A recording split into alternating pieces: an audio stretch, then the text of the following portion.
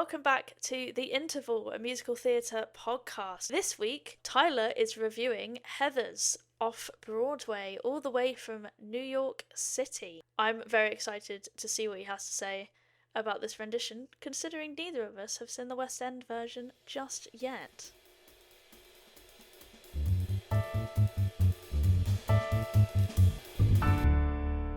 Tyler, you went to lovely New York City a couple of weeks ago now to go and see Hadestown an obscene amount of times, but you did also make a little bit of time to go and see Heathers off Broadway.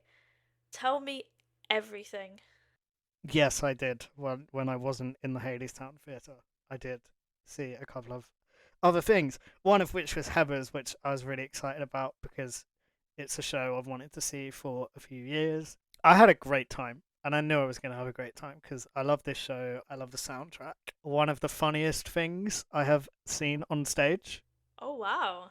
and I knew it would be funny, but I think the audience reaction really heightened it. For a bit of context, I saw Heathers off Broadway. This is the current off Broadway revival that was announced, I believe it was last year. It opened earlier this year. It is currently performing at New World Stages in New York. It's been extended twice already. Ooh, oh, I love that. If you're keen to see it, you'll be able to now until May 2026. It was fantastic. I was so excited to finally see this show. New World Stages is a really cool venue. It has like multiple stages, as you would guess by the name. Oh, that's so cool. Does it actually, like, on the same. So you saw the same show on multiple different stages at once? No, I mean there's multiple stages with Ah, multiple productions. like a cinema for theatre. It's more like a complex than a traditional theatre. Heathers was playing the off-Broadway revival of the 25th annual Putnam County Spelling Bee was also playing. I was hoping to see it, but it opened kind of close to the end of my trip, and Hadestown was calling me back. Don't have much to say about the venue. It's pretty cool. I sat in the dress circle, so I had a nice view of the whole stage. Front of the dress circle, leg room wasn't great, but it's okay. Even for a short king. Even for a short king, my toes were a little bit squashed. But you can't always win with legroom. The actual show, though, and the performances were fantastic. So much fun. There's not a weak link in this cast. They were all great. I do have a handful of standouts, though, that I would like to specifically talk about. We had an understudy, Veronica, and it was so Oh, cool. I got to see, I really hope I pronounce her name correctly, Sarah Ali Bazali. I'm really sorry if I pronounce it wrong. She understudies Veronica, but she also understudies Heather Chandler, and that is so cool. That is cool. She was a fantastic Veronica. She was really funny. She had great presence as a lead.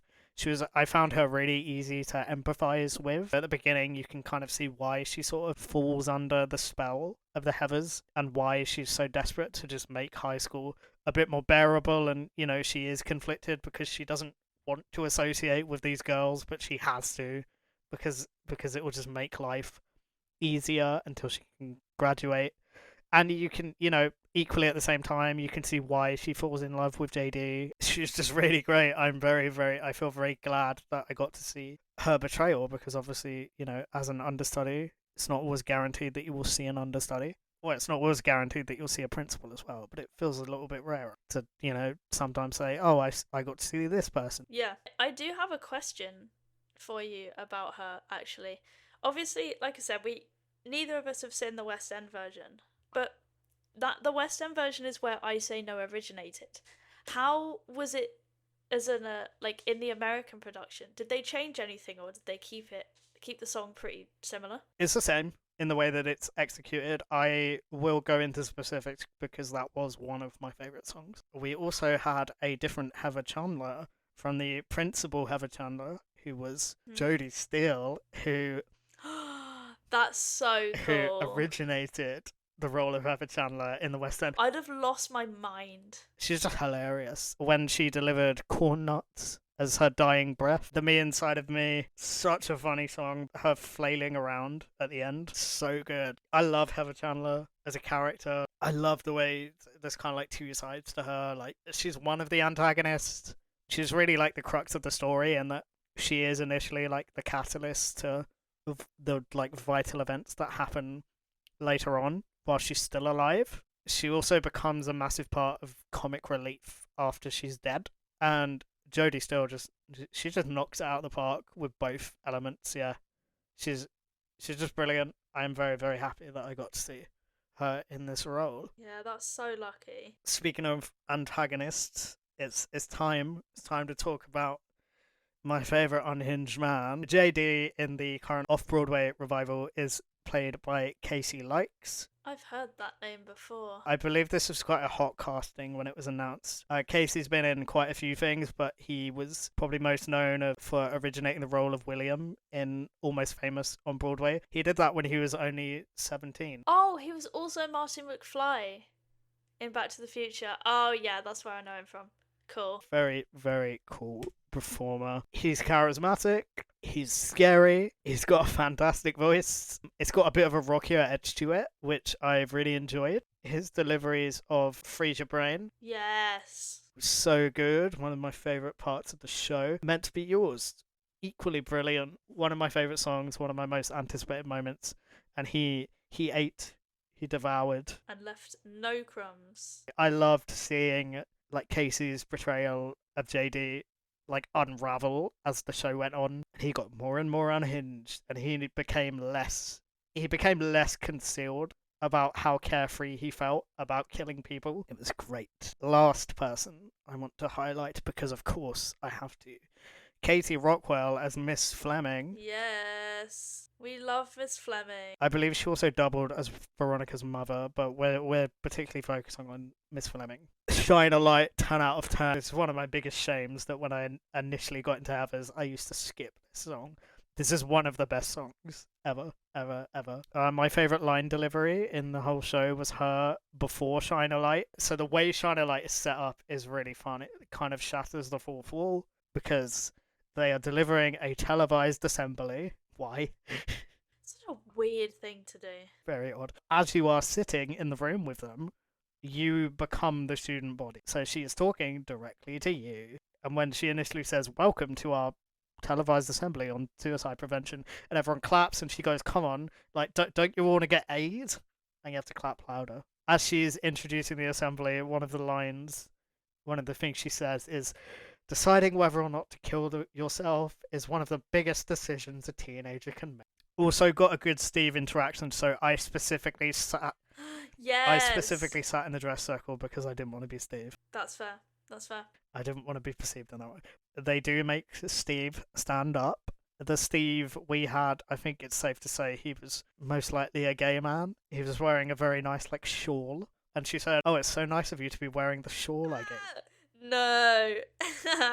And then she made him, like, do, like, the Vogue dance from the Madonna music video. Oh my god, that's full audience interaction. In this song, JD isn't actually in the ensemble. He's kind of to the side because he's joined the AV club because he's trying to be normal for Veronica. So he's like operating all the like lighting and camera equipment. So when they do the Steve moment, he like turns his spotlight on Steve. It's really funny. I love that. That also comes up during 17 when Veronica's being like, "Come on, let's just try to be normal." And he's like, I'm trying. I joined the AV club for you." I'm an AV club. It's really great. Those were my favourite performances. Shall I talk about my favourite song? I would love nothing more. Fight for Me. Oh, what a beautiful song. Yes, song. So good. Sarah sung this so beautifully. That slow-mo fight choreography. Oh my god, like, watching it on a bootleg, that does not do justice to how good it is live. Like, they have to hold those poses for so long, and the whole room is laughing. Like, credit to everyone involved in that sequence. And I love the moment where JD bonks his head against Ram at the end of the song. Or Kurt. I'm sorry, I can't remember which one it is. They're basically the same anyway. Dead Gay Son. Right, hot take. Possibly. I always skip this when I listen to the soundtrack. I appreciate it as a song. It's funny. It's just not really my vibe when I'm listening to Heathers. This live, Jess, when we see this live, like, you will get it. Oh, I'm so excited. This is such a fun Act 2 opener. It's so good.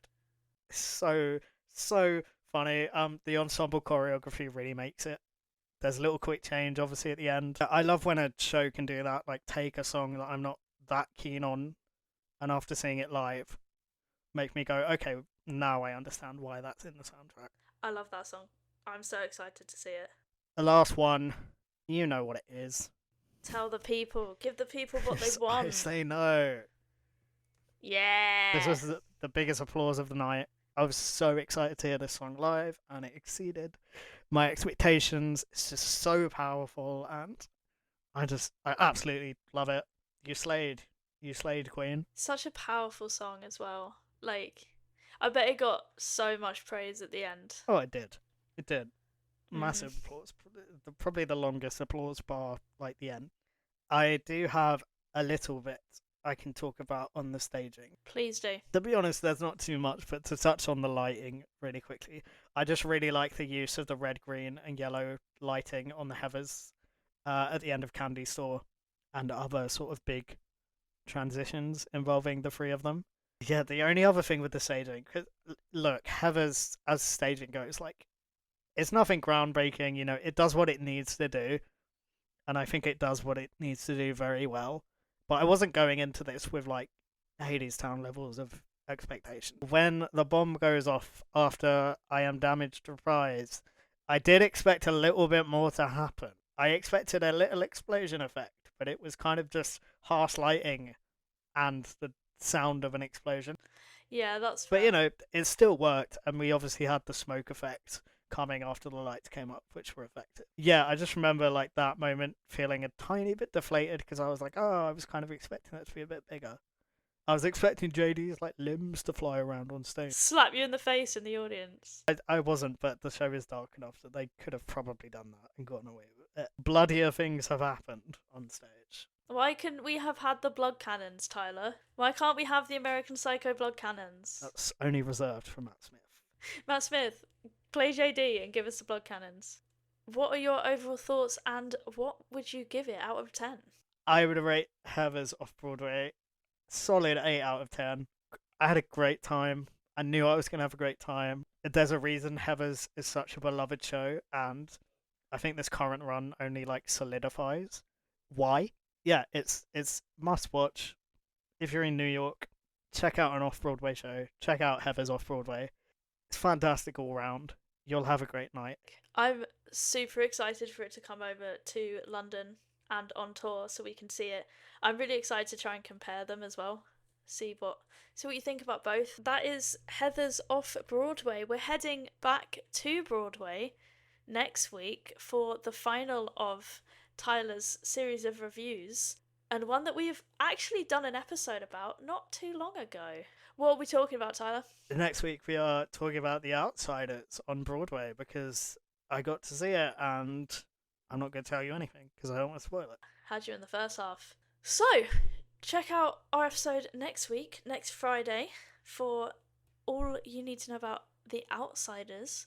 In the meantime... Don't eat corn nuts. They're not very nice. And don't sit in the front row, especially if your name is Steve. Yeah, avoid the front row if you don't want to be perceived by, like, 500 people. Tyler, you could say perceived.